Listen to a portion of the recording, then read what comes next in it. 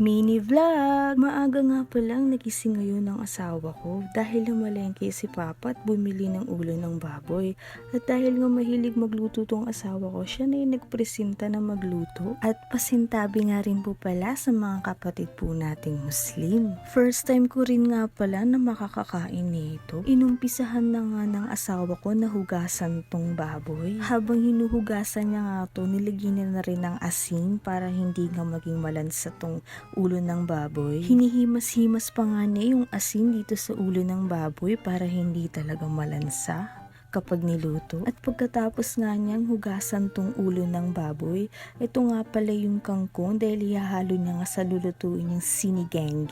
At dadali niya na nga rin pala to sa lababo para hugasan tong kangkong. At pagkatapos nga niyang hugasan tong kangkong, tinabi niya na dito yung gabi at sibuyas na hihiwain na. At napansin rin pala ng asawa ko na ang purol ng kutsilyo na gagamitin niya. Kaya hinasa niya muna tong kutsilyo bago maghiwa. Inumpisahan niya na palang hiwain yung sibuyas dito. Tamang flex lang sa ulo ng baboy. At pagtapos nga niyang hiwain tong sibuyas, sinunod naman niyang balatan yung gabi. Nagising na nga pala ako sa mga oras na to at nagtimpla agad ako ng gatas ng baby. After balatan yung gabi, hiniwa-hiwa na rin pala tong gabi. Hiniwa-hiwa lang ng pa-cute. Sunod naman nga niyang hiniwa-hiwa tong kangkong. Hiniwa nga pala nito sa 4.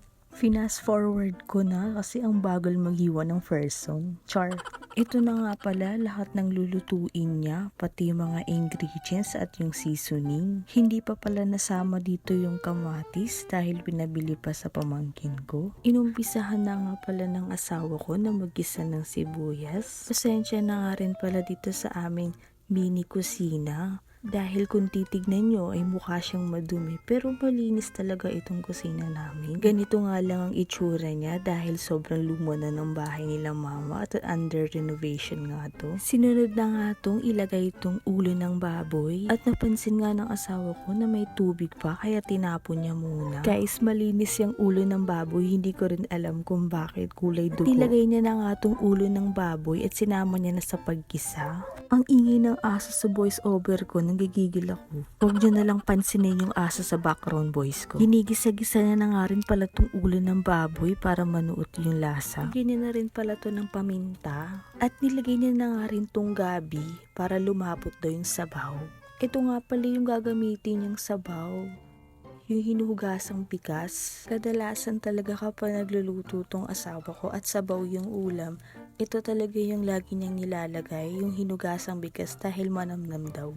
Tinatanggal nga rin pala ng asawa ko yung mga sebo-sebo dyan dahil madumi nga daw yun. Dumating na nga pala yung kamatis nito at hiniwa-hiwa na nga rin niya yung kamatis para mahihabol at dun sa niluluto niya. Dahil dapat nga kasabayan sa paggisa pero hindi na nga naisama sa paggisa dahil nahuli ng bilihin. Hindi na nga na-videohan pero naisama niya yung kangkong. 1 hour na nga nagluluto tong asawa ko, saka na lang na-realize na meron kaming pressure cooker. Ang taka pa siya kasi ang tagal daw lumambot ng ulo ng baboy. Nilagay niya na nga rin tong pangpaasim sa sinigang. After ilang hours nga, naluto na rin tong sinigang na ulo ng baboy ng asawa ko. At hinalo-halo pa nga niya dyan yung niluluto niya. At pagkatapos nga niyan, ito na yung finished product. Sinigang na ulo ng baboy ala Schonver. At pagkatapos nga niya magluto, syempre titikman niya tong niluto niya. At syempre, sarap na sarap siya dyan. Luto niya yan eh. Char, masarap talaga tong magluto tong asawa ko. Request pa nga niya na i-slow mo ko daw para feel na feel daw yung pagkain niya. Ayun lang, sana may natutunan kayo. Salamat sa panonood. Ayun lang, tapos na.